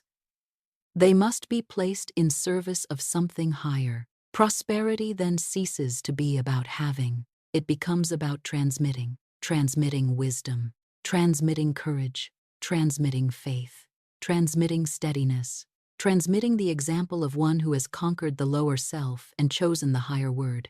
This is the kind of wealth that cannot be stolen. It crosses generations. It strengthens hearts. It outlives the name. Long after the person is gone, their influence remains as a helpful force in the experience of others. The person who understands this lives with lightness. They do not need to compete with everyone. They do not need to prove their value at every moment. They do not need to accumulate endlessly in order to feel real. They have discovered that the greater purpose of life is the refinement of the spirit through conscious action. Everything they do with intention. Everything they receive, they use with gratitude. Everything they lose, they transform into wisdom. Everything they build upon truth. This is the last stage of prosperity. Serene wisdom. The mind becomes clear. The heart remains grateful. Action reflects love and purpose. The person reaches a point where they no longer desire only to win. They desire to understand, to bless, to teach, to illuminate, to become a steady flame in a restless world. Such a person becomes the kind of presence the world needs, a point of balance in the midst of hurry and confusion. The truly rich person is the one who leaves the world better than they found it. And this is why the journey of prosperity ends where it began. Within. What you conquer outside reflects what you have built inside. And what you build inside is what remains when all outer forms change. Say softly, my character is my true wealth. My integrity protects my prosperity. I build only upon truth. My life is a blessing, a teaching, and a light. What I become is greater than what I possess. When a person reaches this stage of clarity, they begin to understand that life was never merely about accumulation. It was about perfection of consciousness. Everything they sought outwardly, money, recognition, opportunity, achievement, was often the visible symbol of a deeper search. The search to know themselves, to trust life, to understand their purpose, and to remember their unity with divine intelligence. Every outer conquest is a rehearsal for the inner victory. True prosperity is not merely the result of a method, it is the awakening of consciousness. It happens when you realize that every experience, whether pleasant or difficult, has been part of the same unfolding. Nothing is wasted in divine order. Every obstacle strengthened something within you. Every loss taught detachment. Every delay taught patience. Every silence taught listening. Every disappointment refined desire. Every closed door redirected the feet. Every blessing revealed the generosity of life. And through this long education, the being expands. At this stage, fear of the future begins to dissolve. You stop running after life as though life were escaping from you. You begin walking with life. Decisions become simpler because you have learned to trust your own spiritual rhythm. Hurry gives way to presence. Pressure gives way to poise. Restlessness gives way to quiet power. The mind that was once scattered becomes a sanctuary. This is the moment when a person stops trying anxiously to become and begins simply to be. They live with purpose, but without tension. They act with intensity, but without violence against themselves. They love without clinging. They teach without imposing. They receive without guilt. They release without fear. Prosperity becomes their natural atmosphere, not because of what they possess, but because of the peace they transmit. Their gaze becomes calm, their words gain weight, their presence, without needing to explain itself, awakens the best in others. When the mind reaches harmony, it becomes a channel for something greater. The creative force that was always available can finally flow without obstruction. The person who lives in tune with this force does not need to force success. They express success through being aligned. Life begins to cooperate because they have stopped fighting against their own destiny. And this is why silence becomes the ultimate teacher. After all the lessons, after all the efforts, after all the prayers, victories, mistakes, and recoveries, there remains the quietness of one who has understood. The disciplined mind finds God in silence, and this silence is not emptiness. It is presence. It is not the absence of sound. It is the presence of understanding. It is the moment when a person recognizes that everything necessary for the journey was already planted within them. The faith, the wisdom, the intuition, the courage, the word, the power to choose again. When this consciousness is established, ambition becomes gratitude. Work becomes expression. Life becomes testimony. You look back and realize that nothing was in vain. Every dark night prepared the dawn. Every uncertainty trained listening. Every apparent delay strengthened spiritual muscle. The entire path was a conversation between you and existence itself. When a person reaches this comprehension, silence becomes full. They look at what they have gained: goods, ideas, experiences, relationships, lessons, and they realize that none of it was the final end. All of it was material for the true work, the polishing of the soul. Life is a school disguised as opportunity. Every gain, every challenge, every relationship, every responsibility is a lesson written in the language of matter. Prosperity then ceases to be an anxious search and becomes a way of walking.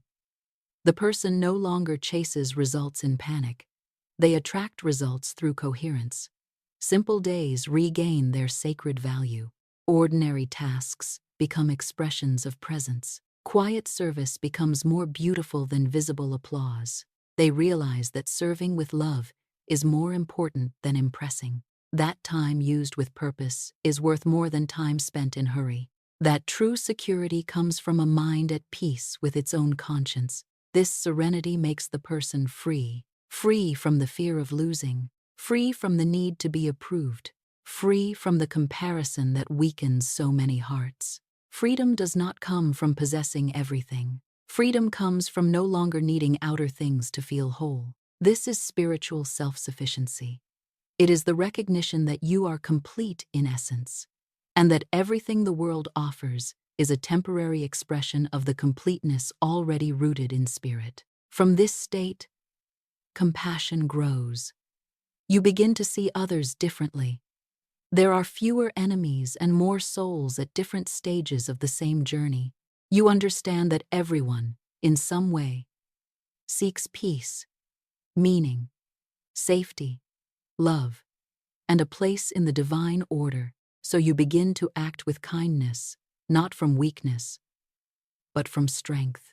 Understanding dissolves conflict faster than imposition. The prosperous spirit knows this and chooses harmony when harmony is possible. Harmony is the sound of the universe tuned within the mind. Harmony is not the absence of problems, it is the presence of balance. Even when something does not go according to plan, the awakened person observes, learns, adjusts, and continues. They do not despair. They do not become bitter. They do not pronounce life unjust because one chapter is difficult. They have learned that nothing is against their true growth. Everything can be used for maturation, and so they become whole. They think with clarity. They feel with love. They act with purpose. Failure teaches them. Success matures them. Solitude connects them. Time molds them. They become a clean channel through which divine intelligence can work without resistance. The complete person does not seek applause. They seek the silent effect of right action. They know true greatness is rarely noisy. It appears in simple gestures, truthful words, conscious decisions, and calm, maintained when others lose control. This is the mark of the prosperous spirit. Strength and gentleness united, and here the journey begins to close its circle. External prosperity unites with internal prosperity.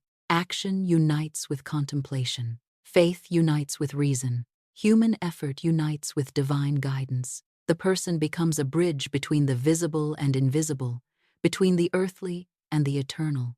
They finally understand that whatever the mind can clearly conceive, deeply believe, and faithfully serve can take form in right time, because believing is creative, and achieving is often the outer confirmation of what first became real within. Say now, I am whole in spirit. I walk in peace. I act with purpose. I receive with gratitude. I release with faith. Divine order is working through every part of my life. In this final stage of the journey, the mind no longer demands constant certainty. It learns to trust the flow of life. Confidence replaces control. Control gives way to conscious surrender. And surrender is not giving up. Surrender is the recognition that a greater order is guiding every sincere step. The awakened person still thinks, plans, works, studies, speaks, and acts. They do their part fully, but they no longer torture themselves trying to control every outcome. They understand that the result belongs to divine timing. They plant with faith, they water with discipline, they protect the field with right words, and then they allow the harvest to appear in its appointed season. This comprehension frees the heart from anxiety. It places the whole being in harmony with the natural rhythm of the universe. Prosperity, seen from this height, is more than wealth. It is attunement. It is being where you are meant to be, doing what you are meant to do, speaking what you are meant to speak, receiving what you are ready to receive, releasing what no longer belongs to the path. The prosperous mind does not resist life. It cooperates with life. It knows that every obstacle can become growth, every loss can become renewal, and every conquest is only one stage of a larger journey. This wisdom is not taught by words alone, it is taught by presence. A mind illuminated by faith changes the atmosphere around it. It brings steadiness into confusion. It brings possibility into discouragement. It brings blessing into ordinary rooms. Such a person becomes a constructive force in silence. They remind others that it is possible to prosper without losing the soul. Their power does not come from title, fortune, or applause. It comes from integrity between thought, feeling, word, and action. This coherence is the highest point of prosperity. Nothing divides them. Nothing scatters them. They live wholly in what they do. and because they live wholly, what they do carries power. A mind in harmony with a definite purpose is one of the nearest forms to human completeness. That purpose does not need to look grand in the eyes of the world. It only needs to be true in the heart. A sincere purpose, lived faithfully, has more power than a magnificent ambition lived falsely. When a person lives in truth, life answers in truth. The right opportunities find them. The right people recognize them. The right doors open, not by accident, not by force, but by correspondence. They have become compatible with what they desired. Prosperity then ceases to be something to chase and becomes something to express. Work becomes pleasure. Silence becomes rest. Daily life becomes spiritual practice. Every gesture, every word, every choice becomes a prayer in motion. Faith is not confined to temples, altars, or formal prayers. Faith is present in every action done with love, attention, discipline, and purpose. Spirituality is the intelligent use of the laws of mind and spirit. To live spiritually is to know that nothing is small when it is done with presence, and so the cycle completes itself. The person who once sought success outside begins to find it inside. What was once effort becomes nature. What was once ambition becomes gratitude. What was once seeking becomes understanding. They look back and see that every fall taught balance. Every burden developed strength. Every unanswered prayer made room for a wiser fulfillment. Every step, even the uncertain ones, led them exactly where they needed to be. The journey ends where it began, in the silence of the mind. But now the silence is different. At first, silence may have felt like emptiness. Now it is fullness. At first, silence may have seemed like waiting. Now it is communion. At first, silence may have revealed fear. Now it reveals peace. The person feels at peace with themselves, with life, and with God. They understand that this peace is the true treasure, the state of spirit that no outer condition can take away. The mind that reaches this point understands at last that prosperity is not a destination to be reached, but a mode of existing, a balance of faith, purpose, discipline, wisdom, love, and right action. And whoever lives in this balance no longer needs to run after success. They themselves have become the success. Say quietly, I surrender the outcome to divine order. I do my part with faith and wisdom. My life is guided in right timing. I am in harmony with the good prepared for me. I prosper because I am aligned. So if this message has reached you, do not treat it as another passing sound among the many sounds of the world. Receive it as a reminder, a quiet call, a sacred invitation to awaken the power you already carry within. The teachers of spiritual law have always pointed toward one central truth. Success, faith, prosperity, and peace are not privileges of a few chosen people. They are the natural consequences of a disciplined mind, a faithful word, an ordered heart, and a life connected to purpose. Everything you have heard is not a shallow promise. It is an invitation to assume authority over your thought, an invitation to stop rehearsing defeat, an invitation to abandon careless speech, an invitation to bless your future before it appears, an invitation to believe that divine intelligence responds to clarity, gratitude, faith, and right action. Prosperity does not begin in the bank. It begins in the mind. And the first deposit is faith. Every positive idea you plant is invisible wealth. Every act of discipline is invisible wealth. Every moment you choose calm instead of panic is invisible wealth. Every time you speak faith where fear once lived, you are investing in a new future. Every time you choose integrity where compromise was possible, you are building a foundation no storm can destroy. No person is defeated until they accept defeat as final truth. As long as you continue to believe, learn, adjust, the universe does not rush. Divine order is never late. It may not follow the schedule of anxiety, but it never fails the soul that remains faithful to purpose. Let this night mark a new cycle, a cycle in which you awaken each morning with consciousness, work with purpose, speak with care, receive with gratitude, rest with trust. Let this be the cycle in which fear loses authority and faith takes command. Let this be the cycle in which prosperity stops being a distant dream and becomes the natural reflection of who you are becoming. If this message has spoken to you, perhaps it is not by accident. Perhaps it is a moment of inner recognition. Perhaps your own soul is calling you to a higher level. Perhaps divine intelligence has been whispering through your unrest, saying, "Rise, speak differently, think differently, walk differently. Your good is nearer than fear has told you." Return to this teaching whenever you feel the need to begin again. Each time you listen, a new layer of resistance can dissolve. Each time you speak the word of faith, another stone may loosen from the wall. Each time you choose calm, another old pattern loses its power. Prosperity is not a fixed destination. It is a daily construction made of small mental decisions. One idea accepted as true becomes perception. Perception becomes behavior. Behavior becomes result. And result becomes testimony. Therefore, watch what occupies the mind. Do not give sacred space to fear. Do not host resentment as though it were a friend. Do not repeat the language of lack and then wonder why courage feels far away. Train the eye to see what can be built. Train the tongue to speak what can bless. Train the heart to expect divine good. Train the hands to take right action.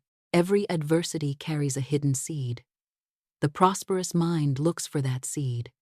It does not deny the difficulty, but it refuses to bow before it. It asks, "What is this teaching me? What strength is being formed? What door is being prepared? What old belief must now fall?" Nothing is lost when wisdom is gained. Nothing is wasted when the soul awakens. Nothing is final when divine order is still working. Prospering is choosing a higher interpretation of life. It is looking at lack and seeing the call to increase consciousness, looking at delay and seeing preparation, looking at error and seeing instruction, looking at uncertainty and seeing the opportunity to trust. This is learned through repetition, listening, reflecting, writing, speaking, acting. These are simple keys, but when practiced daily, they become powerful. The mind that was once scattered becomes concentrated. The thought that once weakened becomes an ally. The word that once complained becomes creative. The action that once wandered becomes directed. And when right thought becomes natural, prosperity no longer feels foreign. It becomes the inevitable fruit of an awakened inner life. Protect your energy. Avoid needless conflict. Withdraw from environments that feed confusion. Choose carefully the people with whom you share your vision. Bless everyone, but do not give everyone access to the holy place of your dream. Influence is invisible but constant. Who you listen to shapes what you believe. What you believe shapes what you attempt. What you attempt shapes what you become. Feed yourself with voices that elevate. Feed yourself with ideas that strengthen. Feed yourself with silence when the world becomes too loud. Mental energy is sacred capital. Do not spend it carelessly. The disciplined mind is not cold. It is free. It has learned to refuse what does not serve life. It has learned to conserve power for what matters. And with time, this inner order appears outwardly as clearer decisions, calmer emotions, better opportunities, and a more coherent path. Self-mastery remains the great turning point. One who governs the mind can face outer conditions without becoming their servant. The mind may feel fear, but it does not have to obey fear. The mind may hear doubt, but it does not have to crown doubt as king. You are the chooser. You are the speaker. You are the gardener. You are the one who decides which seeds remain. Every time you interrupt a negative thought, you reclaim authority. Every time you speak faith instead of fear, you reset the inner atmosphere. Every time you wait for wisdom instead of rushing from panic, you protect your future. These victories may be unseen, but they are immense. They are the stones of the new foundation. And now, before this message comes to rest, let your whole being receive this final truth. Divine order is working, even when you do not see it, even when the path seems quiet, even when the answer has not yet taken form. The seed is not dead because it is hidden. The door is not closed because it has not yet opened. The promise is not absent because it is still being prepared. Speak the word of faith. Speak it over your mind. Speak it over your work. Speak it over your finances. Speak it over your home. Speak it over your future. Speak it not as a desperate plea, but as a calm spiritual command. Say, "My words are filled with power and peace. Divine order now governs every part of my life. I am guided by divine intelligence. I release fear and receive faith. I act with wisdom, courage, and love. The way is made clear before me. Prosperity now unfolds in right ways, under grace, and in perfect order." Let this declaration enter the subconscious. Let it become the rhythm of your breath. Let it become the tone of your day. Let it become the atmosphere of your decisions. And if this message has strengthened you, write this declaration as a sign of agreement with the good now awakening in you. I speak the word of faith, and divine order now opens my way. Write it not for display, but as a spoken seed. Write it as one who believes the wall can fall. Write it as one who is ready to walk into a new chapter. For your word is creative. Faith opens the way. Gratitude multiplies the good. Right action follows right consciousness. And divine order, even now, is arranging what belongs to your highest path. Rest in peace. Walk in faith. Speak only the word that builds. And know that prosperity has already begun within you.